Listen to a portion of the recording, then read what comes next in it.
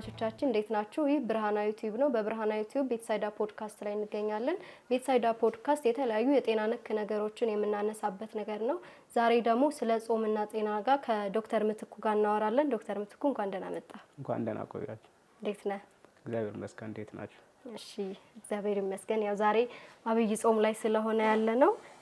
ጾም ከስጋና ከነፍስ አንጻር የሚለውን ነገር ትንሽ እስኪ እናውራበት። እሺ ጾም ያው ራሱን የቻለ ትርጉም ቢኖረው ጾም ማለት መከልከል ማለት ነው። ያው ከምንድን ነው የምንከለከለው ስንል እንደ ሰውነታችን ከስጋ ከጥሉላት ነገሮች መከልከል ጾም እንለዋለን። ቅዱስ ያሬድ ደግሞ በድጓው ሲጽፍ ይጾም ዓይን፣ ይጾም ጆሮ፣ ይጾም እዝን፣ ይጾም ልሳን ይላል። ስለዚህ አንደበት ክፉ ነገር ከመናገር፣ ጆሮ ክፉ ነገር ከመስማት፣ ዓይን ክፉ ነገሮችን ከማየት፣ እግር ደግሞ ወደ ክፉ ነገሮች ከመሄድ መከልከል አለበት ነው። ስለዚህ ጾም ስንል ትርጉሙ መከልከል ማለት ነው። ስለዚህ ያው እንደኛ ቤተክርስቲያናችን ያለው አንዱ የጾም ስርዓት ይሄ ነው። ስለዚህ ከምግብ ከጥሉላት ነገሮች ለተወሰነ ሰዓት መራቅ አለ። እንደዚሁም ደግሞ ከስጋና ከእንስሳት ተዋጽኦች ደግሞ ሙሉ ለሙሉ መከልከል ነው ጾም የሚለው ማለት ነው። እውነት ነው። ይሄ ጾም ደግሞ ለኛ ለየት የሚያደርገው ነገር ለኦርቶዶክሳዊዎች ለየት የሚያደርገው ነገር ከሰባቱ አጽዋማት ዋነኛውና አንዱ የምንለው ነውና የአብይ ጾም የእውነትም ከምግብና እንደዚህ ከሚበሉ ነገሮች ብቻ ነው ወይ የምንጾመው? ብዙ ነገሮች አሉኛ የሚጾሙ ነገሮችና መጽሐፍ ያስቀመጠልን የሰው ልጅ ዓይን ይጾም፣ እጅ ይጾም፣ እግር ይጾም ይላልና እያንዳንዷ ነገሮች ደግሞ ከምግብ ብቻ አይደለም የሚጾመው። አብዛኛው ሰው አሁን ከምግብ ብቻ መጾም ብቻ ብሎ ነው የሚያስበውና እሱስ እንዴት ይታያል? እውነት ነው የተባለው ሀሳብ። ጾም ሲባል ብዙዎቻችን የምናስበው እንደው ከምግብ መከልከልና ሰዓትን ቆጥቦ የቁርስና የምሳን ወደ ራት ማሸጋገር ወይ ደግሞ ቁርስን ወደ ምሳ አድርጎ 9 ሰዓት ላይ መብላት ነው የሚታሰበው ማለት ነው። ነገር ግን ያህ ትክክለኛም ጾምም አይደለም። እንደ መጽሐፍ ቅዱስም አስተምሮ እንደ ቤተክርስቲያናችንም አስተምሮ ጾም ስንል ክፉ ነገር ሁሉ መከልከል ያስፈልጋል። እግሮቻችን ሁሉ መሄድ ያለባቸው ወደ ቅድስናው ስፍራ ወደ ቤተክርስቲያን መሄድ አለብን። ወደ በጎ ስራዎች የሚወስዱ ነገሮች መሆን አለባቸው። የምንሰማቸው ነገሮች ሁሉ መመረጥ አለበት። በጾም ወቅት እንግዲህ በጹማቤ በጽምታ በአርምሞ መሆን አለበት። ዓይኖቻችንን ማየት ያለባቸው ሁሉ የእግዚአብሔርን ቃል የሚሰሙበት ስፍራ ማየት ያስፈልጋል። ክፉ ነገሮችን ከማየት መራቅ ያስፈልጋል። የምናደርጋቸው ነገሮች በሙሉ ደግሞ በቅድስናው መልካም ስራን የሚያሰሩ መሆን አለባቸው። ካለዛ ግን ጾም ልንለው አንችልም። ያው ከምግብ መከልከል ወይም የራብ አድማ ብንለው የተሻለ ነው። እንደኛም ጾም የምንለውም ይሃ ነው። አብይ ጾም ደግሞ ያው አብይ ጾም ታላቅ ጾም ነው። ከሰባቱ አዋጅ ጾሞች መካከል አንዱ ነው። ከሰባቱ አዋጅ ጾም አንዱ ቢሆንም ያው እኛ ለየት ያለ ምንሰጠው ትልቅ ቦታ አለ። እንደ ኦርቶዶክስ ቤተክርስቲያን አብይ ጾም ከሌሎቹ አጽዋማት ይለያሉ። ጌታችን መድኃኒታችን ኢየሱስ ክርስቶስ ራሱ የጾመው ጾም ስለሆነ ታላቅ ጾም ነው። ትልቅ ስፍራ ነው የምንሰጠው። ስለዚህ ከሕፃኑ አንስቶ እስከ አዋቂው ድረስ የሚጾም ያለበት ነው። እርግጥ ሌሎችም አዋጅ ጾሞች በፍትሐ ነገሥቱ ላይ እንደተጻፈልን ግዴታ ሁሉም መጾም አለባቸው። አብይ ጾም ግን ለኛ ትልቅ ቦታ ነው ያለው። የዳንበት ነው፣ ካሳ የተከፈለበት ነው፣ የቤዛ ጾም ነው። እነዚህ ሁሉ ነገሮች ታስበው ትልቅ ቦታ መስጠው ስለሆነ እንግዲህ ከታች አንስቶ እስከ አዋቂው ድረስ መጾም ያለብን ነው። ስንጾም በዚህ ልክ ነው መጾም ያለብን። እውነት ነው የተባሉት ነገሮች እያንዳንዱ ነገሮች በመጽሐፍ የተቀመጡና አባቶቻችን ያደረጉልን ነገሮች ናቸውና እንደ ሁለታችንም ደግሞ የጤና ባለሙያ ከመሆናችን አንፃር ከጤና ጋር ስናየው ጾም ጤናው ምንድን ነው ሳይንሱ የሚለው ስለ ጾም ምንን ያበረታታል ምንን ይደግፋልና እያንዳንዱ ነገሮች አሁን የምናደርጋቸው ነገሮች ከጤና ጋር የተገናኙ ነገሮች ናቸውና ሳይንሱ ስለ ጾም ምን ይለናል? ከሳይንሱ አኳያ ያው ጾም ስንል በሳይንሱም ደረጃ በሕክምናው የምናየው በሶስት በኩል ከፍለን የምናየው ጥሩ ነው። ጾም ምን ማለት ነው? የመጀመሪያው ሃይማኖታዊ ጾም የምንለው ነው። በሃይማኖት በቤተክርስቲያን በኦርቶዶክስ ደረጃ የሚጾም ጾም አለ። በእስልምና ውስጥ የምንሄድም የረመዳን ጾሞች አሉ፣ ሃይማኖታዊ ጾሞች አሉ። እነዚህ ሃይማኖቱ በሚደነግገው በዶክትሪናቸው በአስተምሮታቸው የሚሰራው የሚሄዱበት የሚጾመው ጾም ነው። ሌላኛው ደግሞ ሕክምናው ራሱ የሚፈቅደው ጾም አለ። ይሄ በየጊዜው ጊዜዎችን እየዘለለ የሚጾም ጾም ኢንተርሚተንት ፋስቲንግ የሚባለው አለ። ይህ ሕክምናው ራሱ አማራጭ የሚሰጣቸው ማለት ነው። ሶስት አይነት እንትኖች አሉ የሚመከሩ ማለት ነው። 16 ሰዓት ጾሞ ሌላው የተቀረውን ሰዓት መብላት ከሕክምናው የሚመከሩበት አማራጮች አሉ በሳይንሱ ደረጃ። ሌላኛው ደግሞ ሙሉ አንድ ቀን የጾሙ አንድ ቀን የሚዘለሉ አሉ። በተለይ ክብደት ለመቀነስ እንደዚህ የኮሌስትሮል መጠኖችን ለመቀነስ የሚጾሙ ጾሞች ማለት ነው። እነዚህ አይነት ጾሞች አሉ። ሌላኛው ደግሞ 8 ሰዓት ጾመን የተቀረውን ሰዓት የምንበላበት ጾሞች አሉ። ይሄ ኢንተርሚተንት ፋስቲንግ ወይ ደግሞ ቀናቶችን እየዘለሉ እንደ አማራጭ የሚወሰድበት ነው። ሶስተኛው ደግሞ ዘላቂ የሆነ ጾሞች አሉ። ዘላቂ የሆነ ጾሞች ስንል ለሳምንታትም ሊሆን ይችላል። ያው ሳይንሱ ኖርማሊ የሚለው ሰው ከምግብ ሊቆይ የሚችለው እስከ 6 ቀን ነው። ከውሃ ለአንድ ቀን ከውሃ ሊል ይችላል ሊቆይ ይችላል። ከምግብና ከጥሉላት ነገሮችን ግን እስከ 6 ቀን ሊቆይ ይችላል። ስለዚህ 3 ቀን 4 ቀን እነዚህ እየቆዩ የሚጾሙበት ጾሞች አሉ። የፕሮሎንግ ፋስቲንግ የሚባለው ረጅም ጊዜ የሚጾም ጾሞች ማለት ነው። እነዚህም ሁሉ የራሳቸው የሆነ የጤና የሚመከሩ ነገሮች ናቸው። እዚህ ከጤና አኳያ ጾም ስንመለከት ያው የሚመከርባቸው ነገሮች አሉ። በጾም ጊዜ ደግሞ የሚፈጠሩ የሰውነት ለውጦች አሉ። ከነዚህ የሰውነት ለውጦች አንደኛው የሆርሞኖች ለውጥ አለው። የሆርሞን ለውጥ ማለት በሁለት አይነት ጎራ ነው። በተለይ ብንመለከተው የኢንሱሊን ለብቻው አለ። ኢንሱሊን የሚባለው የቆሽታችን የሚያመርተው የሆርሞን አይነት አለ። ሌሎች ደግሞ ግሉካጎን የሚባለው አለ። ኢንዶክራይኖች ደግሞ የሚለቋቸው አሉ አይደል? እነሱ አድሬናል ግላንድ የሚለቋቸው ካታኮላሚኖች አሉ። እነዚህ በአንድ ሰልፍ የምንመድባቸው ናቸው። ስለዚህ የትኛውም የምግብ ፍጨት ስርዓትን ስንመለከት እነዚህ ሁለቱ ሆርሞኖች ናቸው በስፋት የሚታዩት ማለት ነው። ስለዚህ በጾም ጊዜ ሰውነታችን የትኛውን ነው የሚለው ሲባል ግሉካጎንን፣ ኮርቲሶል ሌቭሎች እነዚህን ከፍተኛ በሆነው ልክ ያመነጫቸዋል። ግሉካጎን እና ኮርቲሶል ደግሞ ሲመነጩ ኢንሱሊን ይቀንሳል። ኢንሱሊን የምንለው ምን ማለት ነው? በሰውነታችን ውስጥ የሚገኘውን የስኳር መጠን ወደ እያንዳንዱ የሰውነት ክፍሎቻችን እንዲሰራጭ የሚያደርግ ነው። ይህን ደግሞ ግሉኮስን እንድንጠቀም የስኳር የመጨረሻዋ ቅንጣቷን እንድንጠቀም ያደርገናል። ይህን ከማድረግ አኳያ ኢንሱሊን በጾም ጊዜ እንዳይመረት ያደርገዋል። ስለዚህ በሰውነታችን ሁሉ የተከማቸው እነዚህ የግሉኮስ መጠንን ሰውነታችን እንዲጠቀመው ሰውነታችን ግሉኮስን ተጠቅሞ ኢነርጂ ማምረት እንዲችል ያደርገዋል። ይሄም በሳይንሱ ስንመለከት በየሰዓቶች ልዩነት አለው።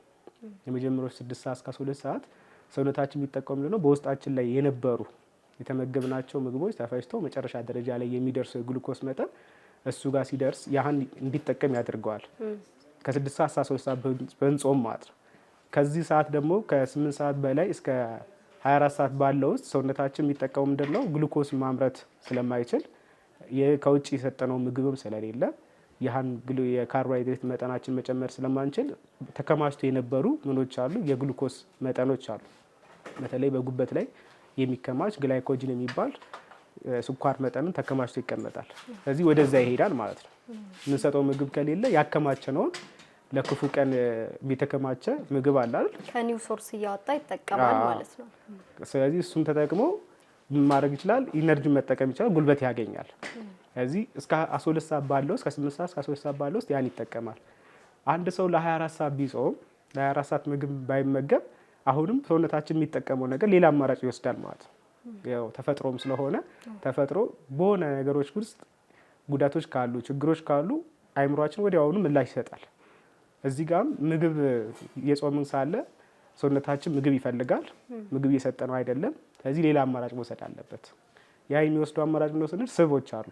ሰውነታችን ውስጥ የሚጠቀሙ ስቦች አሉ ተከማችተው የሚቀመጡ። እነዚያን ምን ማለት አለበት? ሰባብሮ ወደ ጥቃቅን ነገሮች ለውጦ እነሱን በኢነርጂ በኩል መጠቀም አለበት ማለት ነው። ስለዚህ እንደ ካርቦሃይድሬት እንደሚሰጠው የኢነርጂ መጠን ከፍተኛ ባይሆንም ፋትን በራሱ ይጠቀማል ማለት ነው። ስለዚህ ወደ ፋት በመጠቀም እሱን ኢነርጂ ይወስዳል። ከዚያ ኬቶን የሚባሉ ነገሮች እንዲፈጠሩ ያደርጋል። ስለዚህ በረሃብ ጊዜ የሚፈጠረው አንደኛው ይሄ ነው። ሰውነቶቻችን የተከማቹ ሰዎችን ይጠቀማል ማለት ነው። ያህም ለጤናም ጥሩ ነው ማለት ነው። ለጤናም ጥሩ አለው።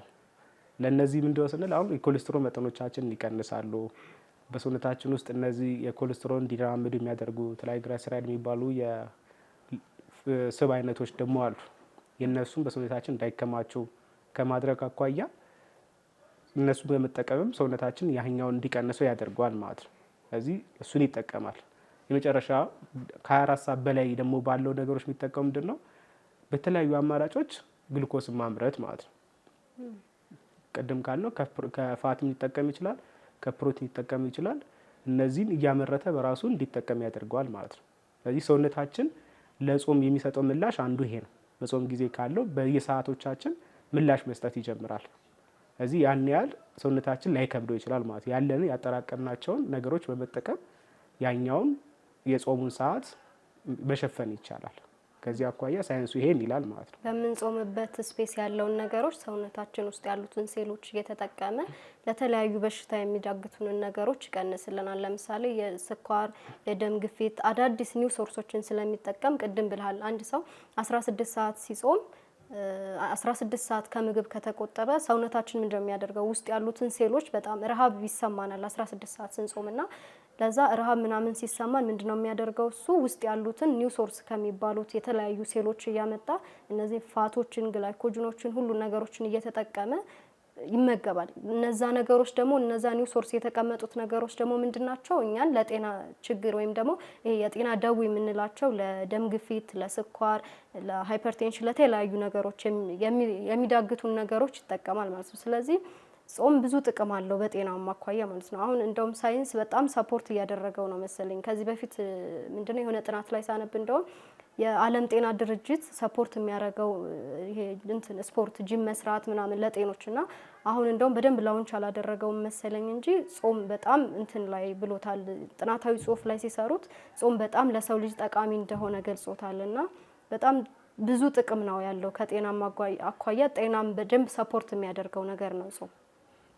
አይ እያንዳንዱን እንትን ስንሄድ አሁን በሰውነት ክፍሎቻችን በሙሉ ለምሳሌ ያህል ቅድም ባነሳ ነው የምግብ ስርዓተ ልመት አለ።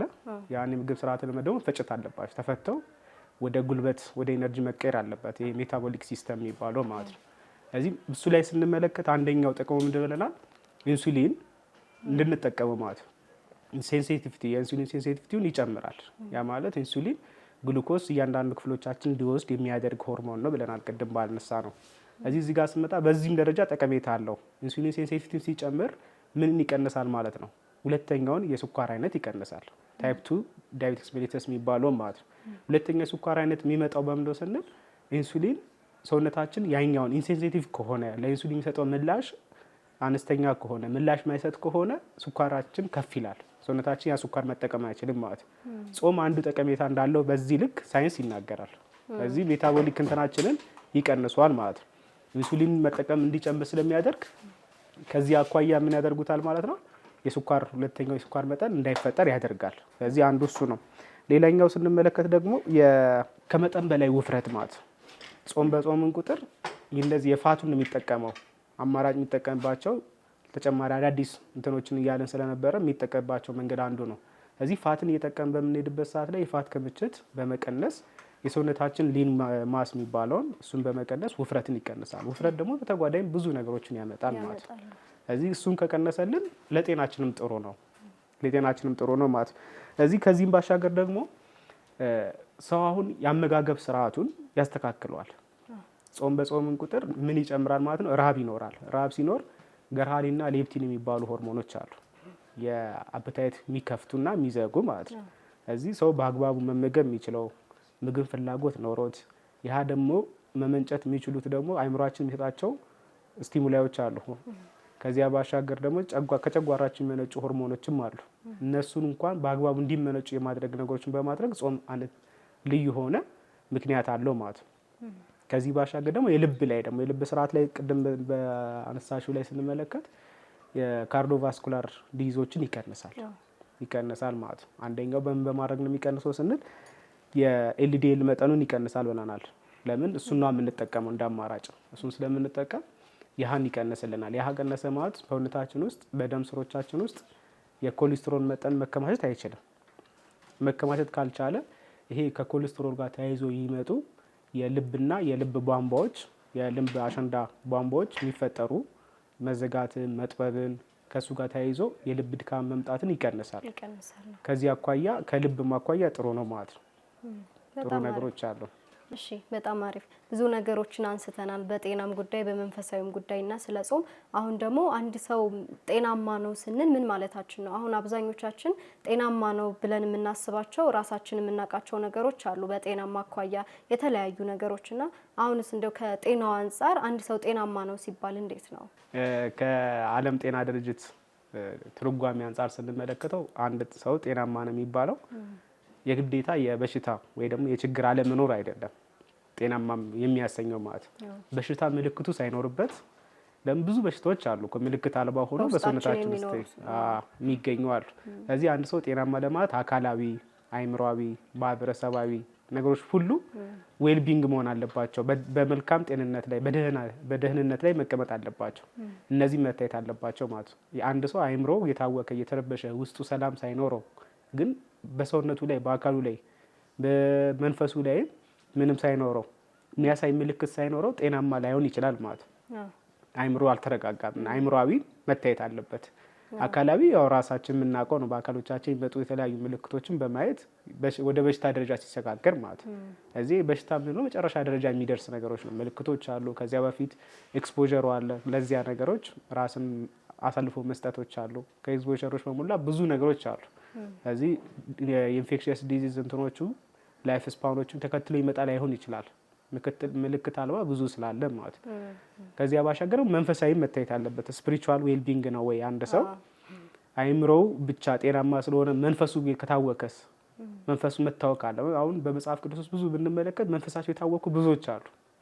አእምሯቸው ደህና ሆኖ አካላዊ ነገሮቻቸው የሚታይ ነገር ሳይኖር በመንፈስ መታወክ ራሱ መረበሽ ሆስፒታል ያልገቡ ግን በራሳቸው ዓለም ውስጥ የሚዳክሩ መውጫ ጠፍቷቸው ብዙ ነገሮች የሚፈልጉ ስፒሪቹዋል ዌልቢንግ ያስፈልጋል። መንፈሳዊ ደህና መሆን አለባቸው። መንፈሳዊ ደህና ካልሆኑ ያ ሰው ጤናማ ነው አንለውም ማለት ነው፣ ልንለው አንችልም። ሌላኛው ደግሞ ምንድነው ሶሻል አይደል? አሁን ብዙዎቻችን ለብቸኝነት ልንሆን እንችላለን። ከሰዎች ጋር ላለመቅረብ ራሳችን ጋር ብቻ የምንታገላቸው ነገሮች አሉ። ያ ሰው ጤናማ ነው ስንል አይደለም። ለምን ሰው በራሱ እንደ ሳይንሱ ምንድነው በቃ ሶሻል ላይፍ ነው መኖር ያለበት። ማህበራዊ ህይወት ነው የሚኖረው። በማህበራዊ ህይወት ውስጥ ስንኖር ደግሞ አንዱ ከአንዱ ጋር ይገናኛል። ከብዙ ነገሮች ጋር መገናኘት አለበት። ለብቻውን ጥሎ የሚመጣ ከሆነ ያ ሰው ጤናኛማ አይደለም ማለት ነው። ጤናማ አይደለም። ይሄን ሲባል ግን አሁን በአርምሞ ደረጃ ደግሞ የሚኖረው አሉ አይደል? ወደ መንፈሳዊ ደረጃ ስንመጣ በምንኩስና ዓለም ውስጥ ለብቻቸው በዓት ዘግተው የሚኖሩ አሉ። ከመንፈሳቸው ጋር ምን እያሉ እየታገሉ ከመናፍስት ዓለም ጋር እየታገሉ የሚኖሩ እነዚህ ሰዎች አሁን ጤናማ አይደሉም ብንል ጤናማ ናቸው። ከዚህኛው ይለያል። መንፈሳዊ እነሱ መንፈሳዊ ነገራቸው ላይ ጠንካራ ናቸው ማለት ስፒሪቹዋል ዌልቢንግ አላቸው። ስፒሪቹዋል ዌልቢንግ ቢኖራቸው ግን ሶሻል ላይፋቸው ደግሞ ወጥተው ደግሞ ምን ይላሉ? ፈጣሪ ጋር የሚገናኙበት ከሌሎች ቅዱሳን ጋር የሚገናኙበት መንገድ አላቸው። ያ በሌላ አንግል የሚታይ ነው ማለት። ስለዚህ አንድ ሰው ሙሉ ጤናማ ነው ለመባል የአእምሮ አካላዊ፣ መንፈሳዊ፣ ማህበረሰባዊ ጤናማ ካልሆነ በሽታ ስለሌለበት ብቻ ጤናማ ነው ብለን ልንፈርጀው አንችልም። ይሄ የዓለም አቀፍ ጤና ድርጅት ትርጓሜ ነው። እሺ አሁን ባነሳው ላይ ዶክተር የገዳም አባቶችን በዚሁ ላይ አንስተሃልና ገዳም አባቶች ላይ የሆነ ጥናት ምን አየሁኝ፣ በተለያየ መልኩ የገዳም አባቶች አብዛኛውን ጊዜ ይጾማሉ፣ አብዛኛውን ጊዜ የእግር መንገድ ይሄዳሉና እነሱ ደግሞ በጣም ጤነኞች የሆኑ ሰዎች ናቸውና ጾም ከነሱ ጋር በተያያዘ ነገር የሆነ ጥናት ምን አየሁኝ፣ በውስጣቸው ያለውን ረጅም ሰዓት ስለሚጾሙ በውስጣቸው ያለውን ይሄ ግላይኮጂን ወይም ደግሞ ግሉኮስ የሚባለውን ነገር ከራሳቸው ከኒው ሶርሳቸው ስለሚጠቀሙ አብዛኞቹ አይደክማቸውም። አሁን የገዳም አባቶችን ሳይም በጣም ጠንካራ ናቸው። እድሜያቸውም ደግሞ ከእድሜ ጋር የተገናኘ አሁን ወደ ገዳም የሚገቡ አባቶች አብዛኛው ከ90 ከ100 በላይ የሚገቡ አባቶች ናቸውና ዓለም ላይ ያለው ሰው ደግሞ አብዛኛው 70-80 ላይ ሲደርስ ለተለያዩ ደዌዎች ይጋለጣል። ደም ግፊት፣ ስኳር፣ ብዙ ነገሮችና ጾም በጣም ማተር እንደሚያደርግና በጣም ብዙ ጥቅም እንዳለው ያየሁት በገዳም አባቶች ነውና እነሱ በጣም ረጅም ሰዓት ይጾማሉ፣ ረጅም መንገድ ይሄዳሉና ከውስጥ ያለውን ከ16 በላይ ምናምን ከ16 ሰዓት በላይ ነው የሚጾሙትና ውስጥ ያለውን ግላይኮጅናቸውን ብዙ ነገሮች ስለሚጠቀም ሲበሉ ራሱ በጣም ናቸው። እንዴት ነው ይሄ? አሁን እነሱ ምግብ ከበሉ በኋላ አሁን እኛ ይደክመናል አይደል? ምግብ ስንበላ ምናምን ልክ ምግብ እንደበላን ቶሎ ነው የሚደክመን። አሁን የገዳም አባቶችን ካየን ምግብ ከበሉ በኋላ ራሱ አይደክማቸውም፣ ብዙ ጊዜ ረጅም ሰዓቱን ስለሚጾሙ ማለት ነውና ከእድሜ ጋር በተያያዘ ነገር ራሱ ጾም ምን ያህል ጥቅም እንዳለው በእነሱ የምናይበት ነገር ነው። ያው ከሳይንሱ ማኳያ አሁን ይሄ ከእድሜ ጋር ተያይዞ የሚመጡ ነገሮች አሉ። እድሜ ተያይዞ ሲመጣ የሰውነታችን ውስጥ የሚሞቱ ህዋሶች አሉ፣ ሴሎች ይሞታሉ ማለት ነው። ያ የሚሞቱ ሴሎች ምግብ አያስፈልጋቸውም። ስለዚህ ምን ያስፈልጋቸዋል? መወገድ ነው ያለባቸው። ስለዚህ አንዱ ጠቀሜታው ምንድነው ሲባል ለነዚህ እንዲወገዱ የሚያደርጋቸው ጾም ነው። ጾም በእንትን ካለ ቁጥር እነዚህ በሰውነታችን ውስጥ የሚገኙ የሞቱ ህዋሶች እንዲወገዱ የማድረግ እድሉ ከፍተኛ ነው። ስለዚህ እነዚህ በተወገዱ ቁጥር ደግሞ ይሄ ኤጂንግ ሴሎች አሏል በእንትን ላይ ጂን ላይ ስንመጣ የዘረመል ላይ ስንመጣ ኤጂንግ ከእድሜ አኳያ የሚመጡ ነገሮች አሉ። ይህን ዜሮመሮችን ለማሳደግም እነሱን በአግባቡ እንዲሄድ ለማድረግም ጾም ጠቀሜታ እንዳለው ሳይንስ ራሱ ያረጋግጣል። ስለዚህ የገዳም አባቶች አንዱ የሚጠቀሙበት ይሄ ነው። ብዙ ጊዜ ረጅም ሰዓት ስለሚጾሙ ይሄ በሰውነታቸው ውስጥ ያለው የሞቱ ሴሎች ቶሎ ከተወገዱ ሰውነታችን ደግሞ ምን ማድረግ ይችላል? ያው ሴሎች የሚባዙበት የራሱ አለ። ሪጀነሬት ሊያደርጉ ይችላል። ራሳቸውን በራሳቸው የሚያድሱ አሉ። ፈጽሞ ደግሞ ምን ማይሉ ደግሞ ፈጽሞ ማይድስ ማይችሉ አሉ። እነሱ ሴሎች ያው የማይሞቱ ሴሎች ናቸው። አሁን ለምሳሌ የነርቭ ሴል ራሱን ሪጀነሬት ማድረግ አይችልም። አንድ ነርቭ ከተበጠሰ እና የሆነ ነገር ጉዳት ካጋጠመው ራሱ ሊተካ አይችልም። የጉበት ሴሎችን ብንመለከት አሁን ሪጀነሬት ያደርጋል። ጉበታችን አሁን ቢቆረጥና በተለያዩ ነገሮች ቢሰጥ ንቅለ ተከላ ቢደረግም አንዱ ሎብ ካደ ሌላኛው ሁለተኛው ሎብ የመፈጠር እድሉ ከፍተኛ ነው። ይህ በሳይንሱም ደረጃ ያለ ነው። ስለዚህ ጾም ለነዚህ አይነት ነገሮች ደግሞ ጠቀሜታ አለው ማለት ነው። እነዚህ ነገሮች እንዲወገዱ የማድረግ ነገሮች አሉት። እዚህ እድሜ በጨመረ ቁጥር የሚመጡ የሴሉላር ዴዞችን የመቀነስ ነገሮቹ ከፍተኛ ነው። ስለዚህ በገዳም ያሉ አባቶች እድሜያቸው ረጅም ጊዜ ሊቆዩ ይችላሉ። ከጾም አኳያ የሚጠቅማቸው ጠቀሜታ አንዱ ይሄ ነው። ምግብ ላይ በዓለም ላይ ያለው በሰባት ካውት ያለው ሰው ግን ብዙ ጊዜ የሚያሳልፈው በድካም ውስጥ መሬታዊ የሆነ ደግሞ መሬታዊ ነው። አንዳንድ ጊዜ አሁን ጾምም መጾም ስንችል ምንድነው ጠቀሜታው ስንል ያው ለስጋም ይጠቅማል ለነፍስም ይጠቅማል። ስለዚህ ነፍሱን ምን ካላለው ነፍሱ ምትቀጭጭ ከሆነ ነፍሱ ማታድግ ከሆነ ማትወፍር ከሆነ ለስጋ ብቻ የሚያደላ ከሆነ ስጋውን ነው የሚጠቅመው ማለት መሬታዊ ሆነ ወደ መሬታዊ ነው የሚሄደው። መሬት ደግሞ አንዱ ባህሪዋ ምንድነው ስንል መድከም ነው፣ መራብ ነው፣ መጠማት ነው። ስለዚህ ይህን የስጋን ጠባይ ማስወገድ የሚችለው ይህን የስጋን ጠባይ እንድንችለው የሚያደርገን የነፍስ ጠባያችን ሲያየል ነው። ጾም ደግሞ ያን አንድ እኩል ታደርገዋለች ማለት ነው። የነፍስ ጠባይን በስጋ ጠባይ ውስጥ እንዲገለጥ የማድረግ አቅም አላት። ስለዚህ በስጋው ዓለም ውስጥ ያሉ በሰባት ካት ውስጥ በዓለም ውስጥ ያለው ሰው እየጾመ እነዚህ ነገሮች አንድ ካላደረገ የመድከም ነገሮች ይኖራሉ። ብዙ በመብላትም እኮ ብዙ ድካም ነው ይመጣል። መጽሐፈ ሲራክ እንደሚናገረው ብዙ አትብላ ነው የሚለው። አንደኛው በሽታ ነው እሱ ራሱ ቁንጣን ያመጣል። መራብም እንደዛው ማለት ነው። መራብም ስናወጣ ደግሞ ወደ መንቀንጨር ያመጣል። ስለዚህ ሁለቱም ምን አላቸው ማለት ነው ባላንስ መደረግ አለባቸው። ያህን ማድረግ የሚችለው ደግሞ አንዱ ጾም ነው ማለት ነው። ስለዚህ ባላንስ ማድረግ ካልቻለ ስጋችን ሁሉ ጊዜ ለአንድ ነገር ሲያደላ ወደ መድከም ይመጣል ማለት ነው። ከመሬት የተገኘ መሬት እንደሚሆነው ሁሉ መድከም ነው መራብን ይመጣል ማለት ነው።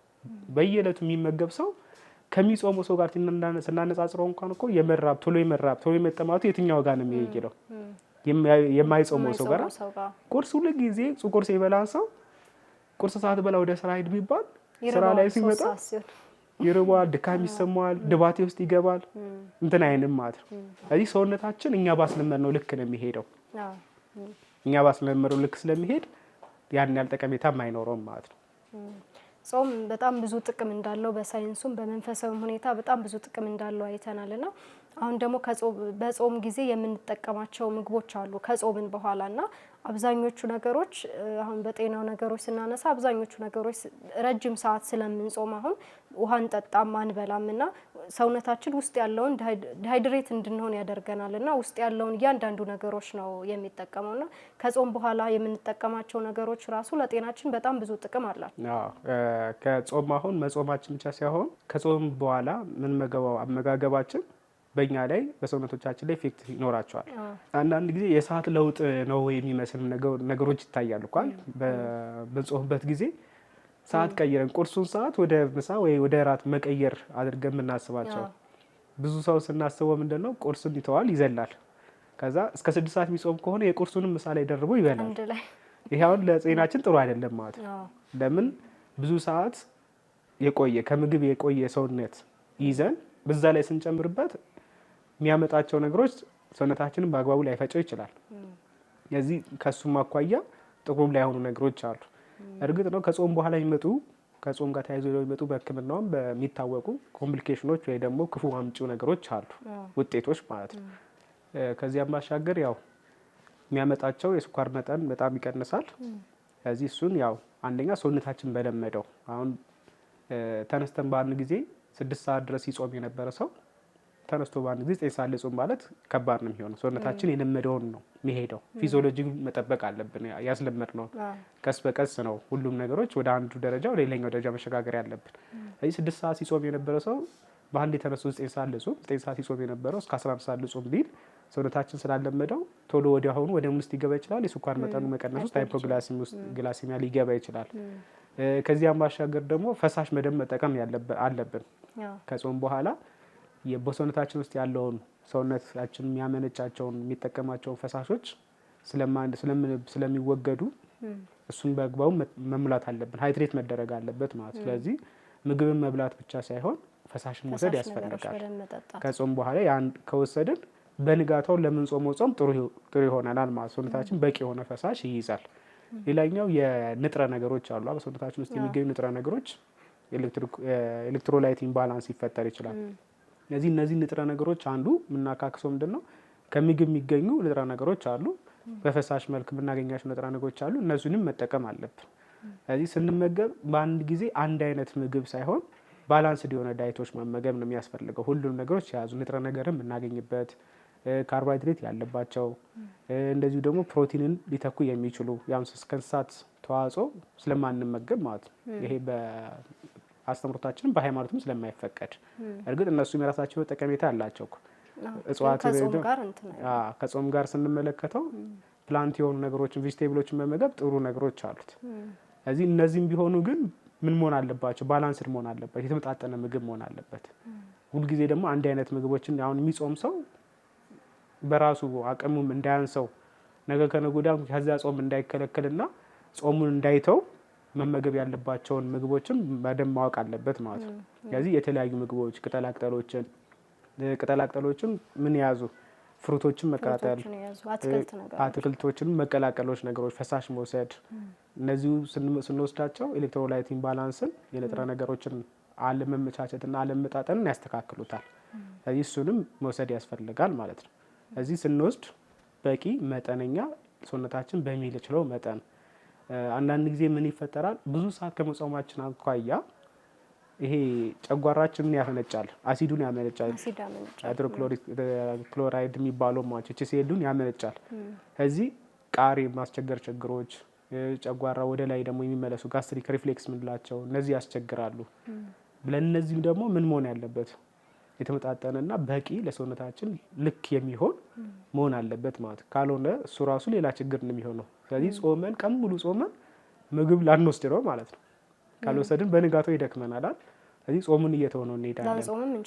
ላንጾም እንችላለን። ስለዚህ እነዚህ ነገሮች ይፈጠራሉ። አንድ የሚጾም ሰው ላይ የሚፈጠሩ ነገሮች ናቸው።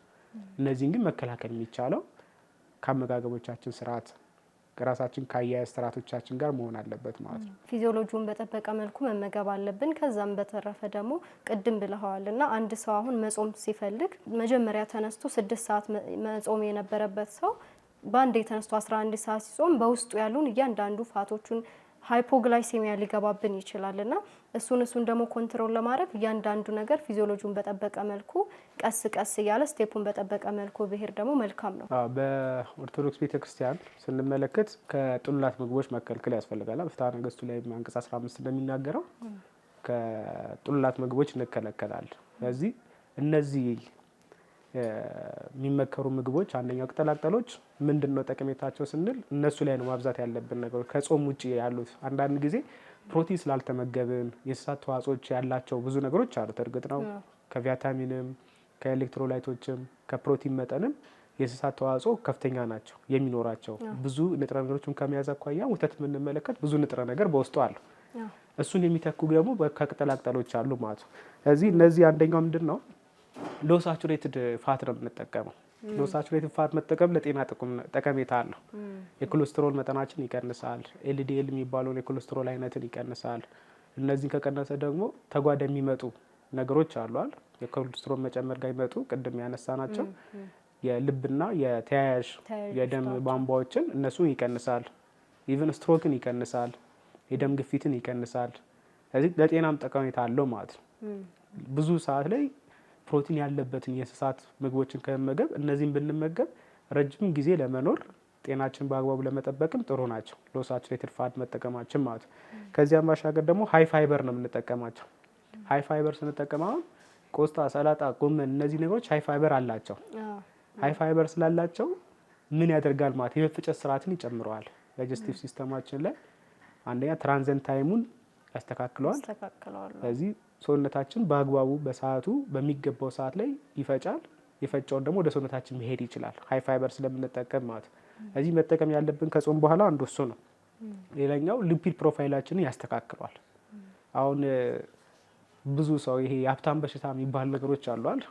የሀብታም በሽታ የሚላቸው ነገሮች እኛም አሁን በእኛ ሀገር ላይ በብዙሃን እየታየ ያለው አንዱ እሱ ነው።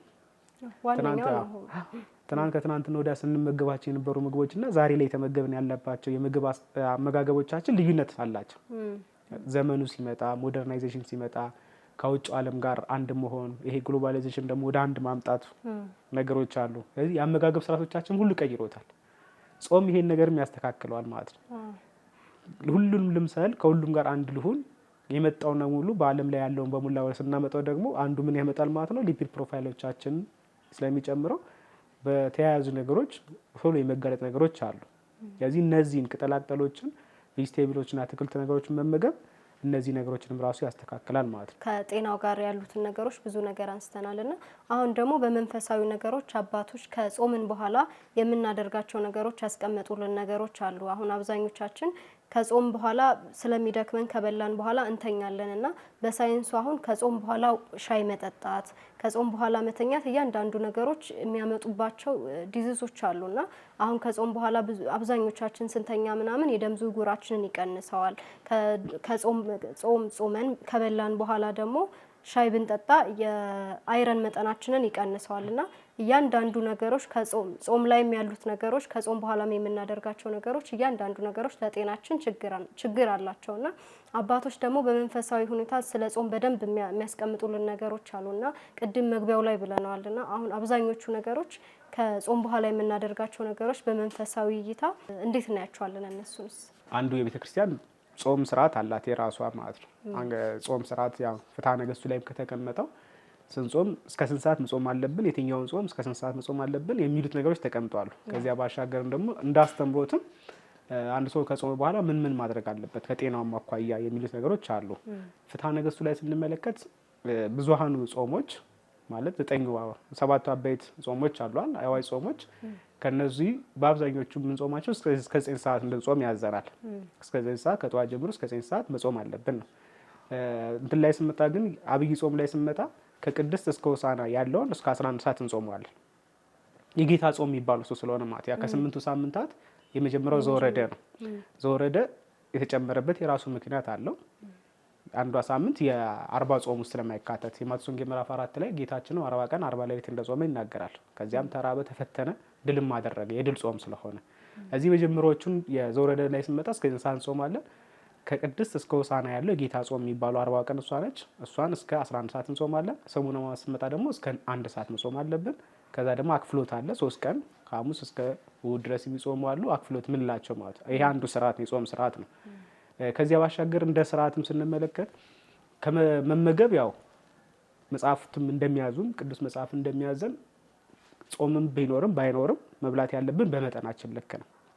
በመጠናችን ከመጠን በላይ መብላት የበላነው የምን ምግቦች ነው? የድሃ ምግብ ነው የሚለው ለድሆች እግዚአብሔር የሰጠው ምግብ ነው። ስለዚህ እኛ ከአቅማችን ሰውነታችን በሚችለው ልክ መብላት አለብን።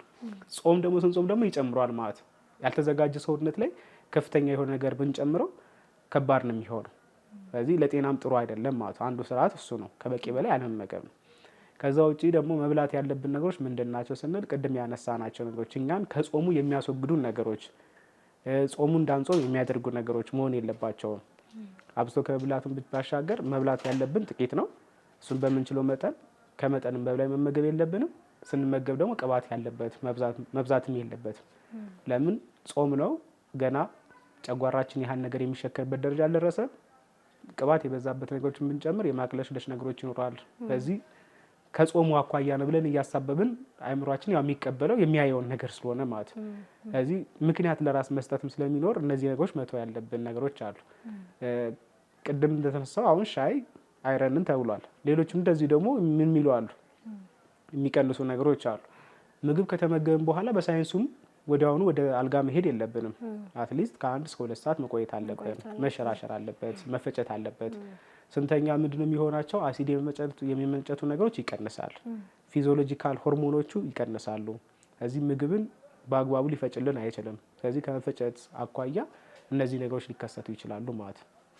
ያው እንግዲህ አብዛኞቹን ነገር ከጤናም ከመንፈሳዊም ነገሮች አብዛኞቹን ነገር ብለናቸዋልና አሁን ደግሞ ከህመም ሁኔታ ከእድሜ ሁኔታ መጾም የማይፈቀድላቸው በሳይንሱም በቤተክርስቲያንም አሉና አሁን በቤተክርስቲያኑ ስናያቸው ህፃናቶች እስከ 7 ዓመት ያሉ ህፃናቶች አይጾሙም። በዓለማዊም ነገሮችም ስናያቸው ህፃናቶች ሲጾሙ ይሄ የመቀንጨር አይነት ነገሮች አሉና አብዛኛውን ጊዜ ደግሞ እርጉዞቹም ጾሙ አይባሉም ካሉበት ነገር ሁኔታ አንጻርና እሱንስ እንዴት እናየዋለን? ከቤተክርስቲያን አስተምሮ ከሳይንሱም አኳያ መጾም የማይፈቀድላቸው ሰዎች አሉ። ደዌ ያለበት ሰው መጾም ቤተክርስቲያንም አታስገድደው። የጽኑ ደዌ ያለባቸው ሰዎች ምንላቸው አሉ፣ በሳይንሱ የምናስቀምጣቸው።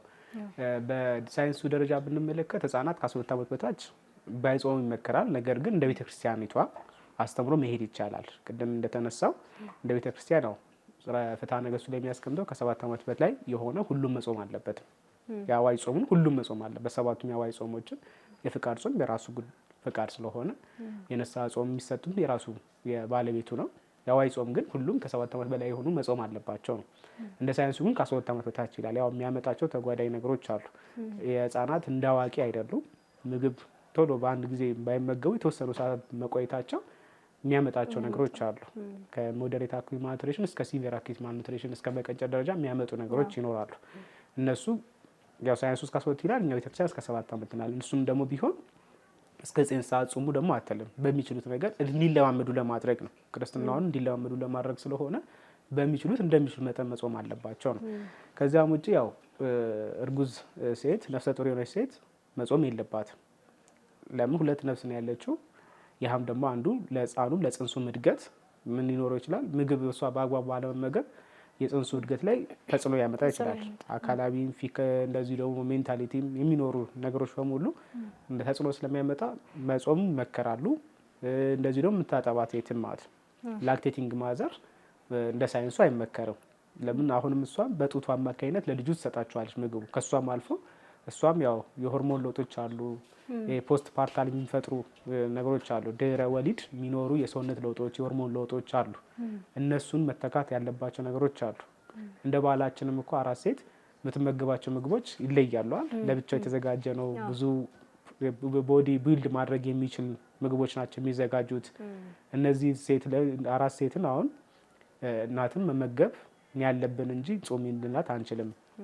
ከዚያ ውጪ ጽኑ ህመማን የሆኑ ደግሞ ጽኑ ደዌ ያለባቸው ሰዎች እንዲጾሙ አመክርም፣ ቤተክርስቲያንም አትፈቅድም። እንደ ሳይንሱ ይሄ ክሮኒክ ኪድኒ ዲዚዝ ያለባቸው አላል የቆየ ኩላሊት በሽታ ያለባቸው ሰዎች ያ ሲኖር ራሱ ግጥ ሲኬዲ የሚባለው ክሮኒክ ኪድኒ ዲዚዝ ሙሉ ከራስ ጠጉር አንስቶ እስከ እግር ጥፍር ድረስ የማያጠቃው የሰውነት ክፍል የለም።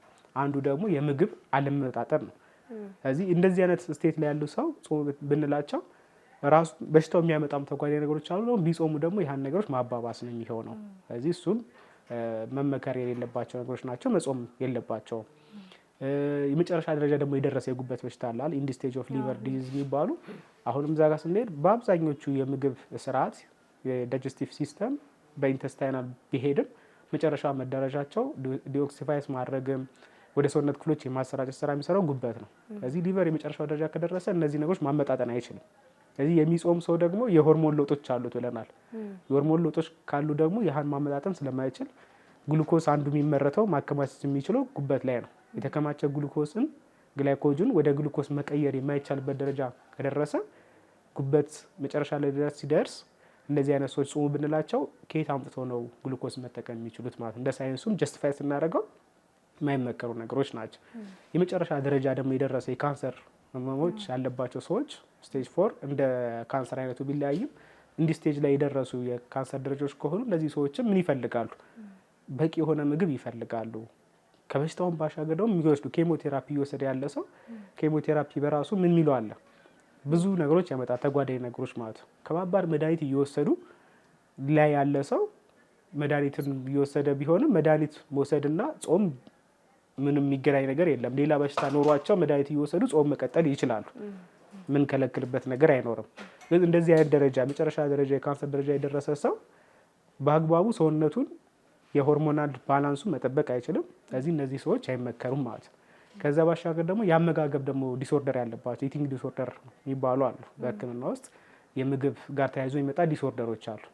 ብዙ መብላት እንዲበላ የሚያደርገውን ሰው አትብላ ብንለው ከባድ ነው የሚሆነው ማለት ነው። ሌላ በሽታ መጨመር ነው። እንደዚህ ደግሞ ቡሊሚያ ነርቮሳ፣ አኖሬክሲያ የሚባሉት ነገሮች አሉ። ካለመመገባቸው የተነሳ በጣም ሰውነታቸው ስልም ሆነው በጣም ቀጭን የሚሆኑ ሰዎች አሉ። እነዚህ አይነት ሰዎችን ጾሙ ማለት ይከብዳል። አንደርዌት ይሆናሉ። ሰውነታቸውን ትማት አይችሉም። ስለዚህ እንዲመገቡ እናደርጋቸዋለን። እነዚህ መመገብ አለባቸው። ህጻናት ላይ ብዙ ጊዜ የማይመከረው የስኳር በሽታ ያለበት ሰው ታይፕ 1 ዳያቤቲስ ሚሊተስ ያለበት ሰው ምንድነው ችግሩ ካለን ኢንሱሊን የለም ሰውነት ውስጥ አይደል? ጾም ደግሞ ቅድም ባነሳ ነው ምኑን ነው የሚጨምረው? ኢንሱሊኑ ጋር አይደለም ችግሩ ያለው። ግሉካጎን ይጨምራል፣ እንደ ኮርቲሶል ይጨምራል፣ ሌሎቹ የካታኮላሚኖች ይጨምራሉ። እነሱ ሲጨምሩ ደግሞ ግሉኮስ ሰውነታችን ውስጥ የመከማቸት ከፍተኛ ይሆናል። ታይፕ 1 ኮ ደግሞ ኢንሱሊን የሚባል ነገር የለም። እዚህ ግሉኮስ ሰውነታችን ግሉኮስ እንዲጠቀመው ስለማያደርገው ምን ያደርጋል ማለት ከፍተኛ የሆነ ግሉኮስ ክምችት ይኖራል እንዲጾም ካደረግነው ማለት ነው። ስለዚህ ምንም አባባስ ነው የሚሆነው። የስኳር በሽተኛ የሆነ ሰው ጾም ብንለው እናባብስበታለን በሽታው ማለት ነው። ስለዚህ እንደዚህ አይነት ሰዎች በሕክምና ውስጥ እንዲጾሙ አንፈቅድላቸውም፣ የሚመከርም አይደለም ማለት ነው። ከዚህ ጋር በተያያዙ ነገሮች ደግሞ በጤናም በመንፈሳዊ ሁኔታ ስለ ጾምም ሆነ ስለ ጤናችን የሚሰጡ እያንዳንዱ ምክሮች አሉ። የተለያዩ ደግሞ የጥናታዊ ጽሁፎች አሉ በዓለም ጤና ድርጅትና ቅድም እንደውም ብለዋል ጾም ለይሄ መጀመሪያዎቹ ስቴጅ 1 በሚባሉት በካንሰር ቴራፒዎች ሪኮመንድ ይደረጋል። አይ ቲንክ ጾም አይደለ? ከሱ ጋርስ ምን የተያያዘ ነገር አለው? ጠቀሜታ እንዳለው በሳይንሱ በፈሳም አይተናል። እንደ ምክር መውሰድ ያለብን ከጾም በኋላ በደንብ ራሳችንን በፈሳሽ ነገሮችን በመውሰድ ራሳችን መገንባት ያስፈልጋል። ይህም ትስልን ግን ሶፍት ድሪንኮችን አይደለም። ሶፍት ድሪንኮች ያው እንደምናውቀው ጨጓራ አሲዶችን ከመጨመር አኳያ የጨጓራ በሽታዎችን ይጨምራሉ። ስለዚህ እነዚህ ሚሪንዳ፣ ኮካኮላ፣ ፔፕሲ ምናምን የሚባሉ እነዚህ ሶፍት ድሪንኮች አይመከሩም። ሙሉ ለጾመ ሰው ቀን ሙሉ ጾሞ ይሄን ውሰድ ማለት ራሱ ላይ ሌላ ችግር ማምጣት ነው። አሁን በጣም የቀነጨረ ሰው ህጻናት ላይ የሚመጣ እድሜያቸው ቀንጭሯል፣ ሲቨር አኪት ማልኑትሪሽን ደርሷሉ። ቶሎ በላዩ እነዚህ ሃይ ፕሮቲን ዳይት መስጠት ማለት እንዲሞት ማድረግ ነው። ሪፊዲንግ ሲንድሮም እንደሚባለው ማለት እንዲሞት ያደርገዋል። ቀን ሙሉ የጾመን ሰው ወስደ ሚሪንዳ ሰጠው ማለት እሱ ራሱ አንድ ከባድ ነው ማለት። እዚህ ያህን ነገሮች አይመከሩም። ከዚያ ባሻገር ደግሞ ከባድ የሆኑ ምግቦችን መብላት የለብንም። ሄቪ ሚል የሚባሉት ማለት ለሰውነታችን የሚከብዱ የጨጓራችን የሚከብዱ ምግቦች መመገብ የለብንም። ቀለል ያሉ ምግቦችን ተመግበን ሰውነታችን ምን ካለ በኋላ ድካሙ የሚለቅ ከሆነ የጾም የራቡ መንፈስ ሲለቅ መመገብ የምንችልበትን ነገር መፍጠር ነው እንጂ ሄቪ ሚል አይመከርም። ከዚያ ባሻገር ቅጠላቅጠሎችን መብላት ነው አንዱ። ቅጠላቅጠሎችን ማብዛት ነው። ባላንስድ መሆን አለባቸው። የተመጣጠነ ምግብ መመገብ አለባቸው። ከዚህም ባሻገር ያው አሁን ባለው ጥናት ላይ በሳይንሱ ላይ የሚሰሩ ጥናቶች አሉ።